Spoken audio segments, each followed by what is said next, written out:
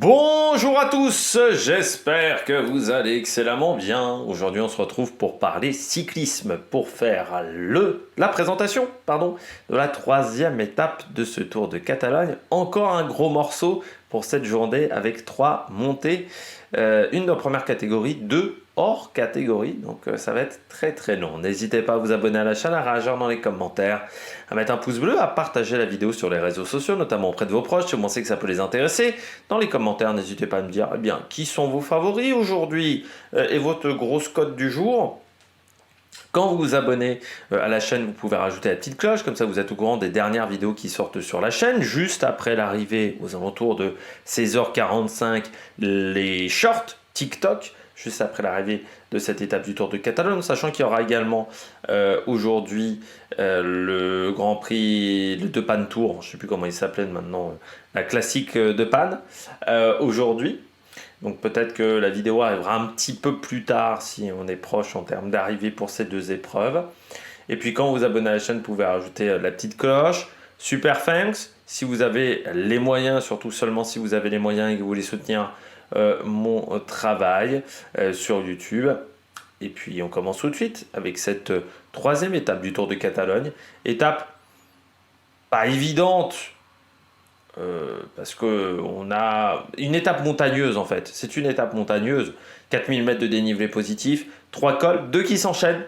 Il y aura très peu de distance entre les 2 derniers cols. Parce qu'on a 6-7 km je crois à peine de vallée, donc c'est vraiment rien. Le premier col par contre est beaucoup plus tôt dans la journée. C'est difficile. Oui, parce qu'on aura quand même des pourcentages et surtout c'est des longues montées.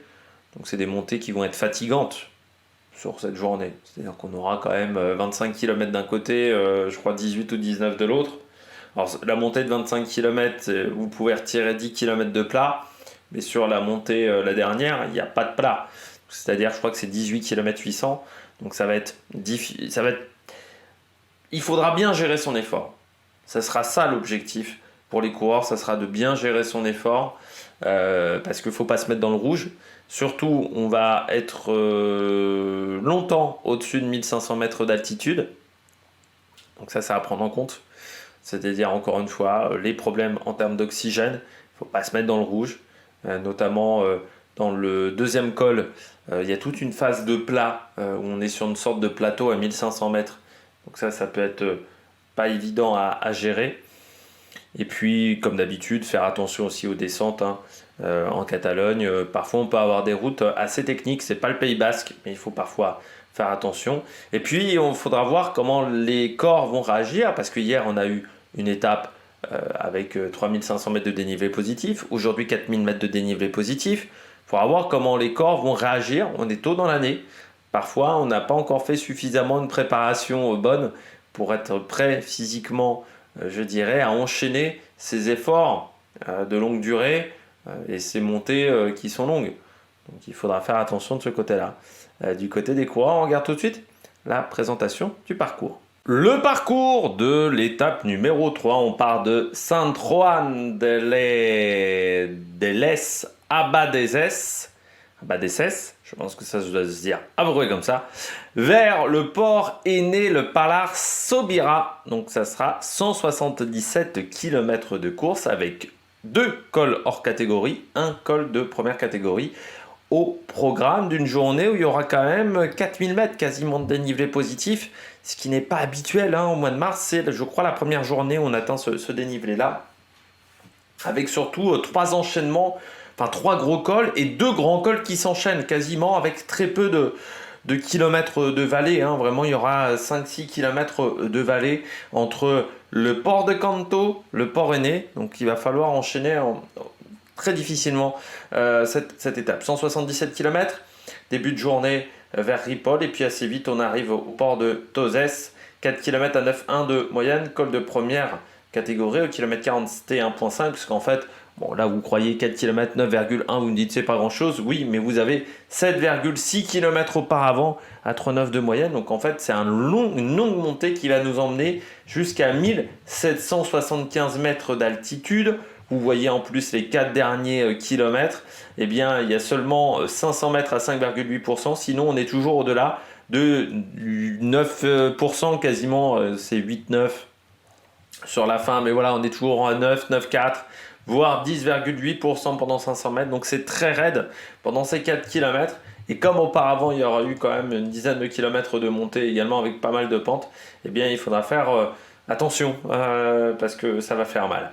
Descente du port de Tozès, Alpes, ça sera une grande descente, une grande portion en faux plat descendant qui nous emmènera au sprint intermédiaire à Montferrer y Castelbau au kilomètre 104. Premier des deux sprints intermédiaires, le deuxième sera à Rialpes au kilomètre 156, c'est-à-dire à une vingtaine de kilomètres de l'arrivée.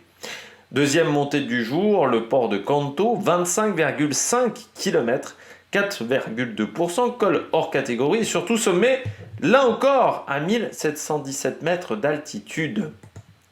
Le port de Canto, c'est irrégulier, alors 25 km 500 ça fait peur, sauf que en réalité de montée, ça se résume à une dizaine de kilomètres, mais avec notamment un passage à 9,3%, on est toujours au-delà de 7% sur cette première partie de montée, avec notamment une autre zone à 8,8% entre le kilomètre 5 et le kilomètre 6. Ensuite, on est sur du faux plat montant, je dirais légèrement en prise, mais pas très compliqué. Avant, à partir du kilomètre 15, ça regrimpe jusqu'au kilomètre 19, avec notamment 2 km où on sera de nouveau au-dessus de 7%, entre le kilomètre 17 et le kilomètre 19. De nouveau, une phase de plat. Et puis, 2-3 derniers kilomètres où on sera aux alentours de 5%.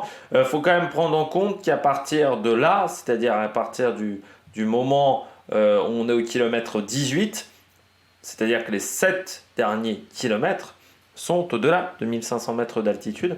Donc ça, c'est à prendre en compte, notamment cette longue phase de plat. On redescend quasiment tout de suite après le port de Canto. Le pied de la descente est à Sorte. Le pied de l'autre montée est juste après Rialpes. Donc on a 5-6 km vraiment de vallée avant le port aîné par Lars. Sobira, 18 km 400 à 6,7 de moyenne. Et là, c'est encore un petit peu plus compliqué que le port de Canto, avec plus ces phases de pause qu'on avait sur le port de Canto, parce que les phases de pause, là, c'est du 4,5% quand même, voire du 5%, les phases en bleu. Donc ça va être quand même une longue montée, avec un pied de col qui n'est pas évident. Hein. Les deux premiers kilomètres, on est à 8,9 et 8%, et 8,4 même si on va jusqu'au kilomètre 3. Donc déjà, on a un début de col qui va nous mettre dans le rythme tout de suite. Et puis ensuite, le sommet, hein, c'est là où on aura les plus gros pourcentages. C'est dans le dernier kilomètre et demi où on sera à 8,8% avec notamment, vous voyez, une zone en noir. C'est-à-dire que là, on sera au-delà de 9% sur 1 kilomètre à peu près. Donc ça va être une montée compliquée. Les meilleurs devraient vraiment se bagarrer pour la gagne. On regarde la météo. C'est une étape qui va aller donc d'est en ouest. Sur cette journée. Vous voyez que la carte là est plutôt bien positionnée par rapport à comment la course sera, donc au niveau du nord-sud, est-ouest. Du côté de la météo, le temps va être ensoleillé, en pleine, avec 19-20 degrés. On ne devrait pas avoir de gros risques de pluie en montagne. Moi, on m'a indiqué du 10% sur Google. Il faut savoir que j'ai trouvé l'école que sur Google en termes de météo, mais ça m'a indiqué 10%. 10%, c'est rien en termes de risque de pluie. Une petite brise de sud-ouest avec au maximum une vingtaine de km/h, donc qui sera légèrement défavorable. Et puis sur les sommets, au niveau des températures, on sera entre 11-12 degrés avec un risque de pluie très faible. Et sur les sommets, il semblerait que le vent soit vraiment très très faible. Donc vent de sud-ouest qui va donc frapper plutôt comme ça les coureurs, donc plutôt 3/4 face sur la majorité du parcours, mais avec un vent qui devrait être assez faible, surtout en fin de journée, vers le Port-Aîné et le Palar Sobira, surtout que dans la dernière difficulté, il sera quand même moins défavorable, on l'aura parfois de dos, ce vent dans la dernière difficulté. On regarde tout de suite la stratégie de cette étape. La stratégie, on va avoir on va avoir une échappée matinale, mais je vois encore difficilement une échappée s'imposer. Même si je me dis, allez, pourquoi pas un coureur qui arriverait à partir en contre dans la dernière montée et qui ne serait pas suivi tout de suite.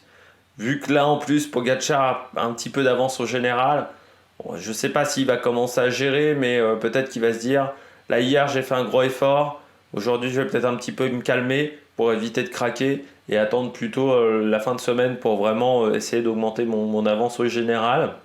Ça pourrait permettre, pourquoi pas, un coureur un petit peu plus loin dans ce classement, de réussir à s'échapper et à s'imposer. Donc peut-être voilà, un équipier pour être performant dans ce genre enfin d'équipier plutôt, de lieutenant pour être performant, pourquoi pas. Donc je tente quand même le coup. Du côté de mes favoris, Tadej Pogacar. Parce que sur l'étape 2 il a été impressionnant, Tadej. Ça il n'y a pas à dire, parce que c'est un coureur qui en ce moment est en très grande condition physique, donc c'est sûr qu'il faut se méfier. Il est capable du tout en plus, donc même si son équipe n'a pas été forcément très solide, il faut le dire, sur les 2 premiers jours. Enric Mas, je pense que c'est un coureur qui va progresser physiquement au fur et à mesure de la semaine. Il a repris beaucoup plus tard que les années précédentes, il le disait. Il faut qu'il s'adapte à ça. Donc je pense que sa forme va progresser au fur et à mesure de la semaine. Et puis Lenny Martinez, parce que hier c'était déjà pas mal, hein, Lenny Martinez. Donc, je pense qu'aujourd'hui il peut être très performant. En gros, Scott, comme je vous disais, un lieutenant qui arrive à s'en sortir. J'ai mis Nairo Quintana. Pourquoi? Parce que quand on regarde bien Nairo Quintana, il a fait plutôt une étape numéro 2 intéressante. Donc là aussi, coureur qui va peut-être progresser au fur et à mesure des jours, ça pourrait être intéressant à suivre. Du côté des horaires, départ 11h55, arrivée prévue à 16h30, programme télé, donc sur Eurosport 2 à partir de 15h. Et dès l'arrivée de cette étape du Tour de Catalogne, il passe tout simplement sur la classique de Panne. Il n'y aura pas vraiment de petits podiums, de petits débriefs, comme on a pu l'avoir sur les 2 premiers jours. N'hésitez pas à vous abonner à la chaîne, à réagir dans les commentaires, à mettre un pouce bleu. Puis nous, on se retrouve donc ce soir pour faire le débrief à la fois du Tour de Catalogne. Il y aura également un débrief normalement de la classique de Panne. Allez, ciao ciao sur la Mélec Production.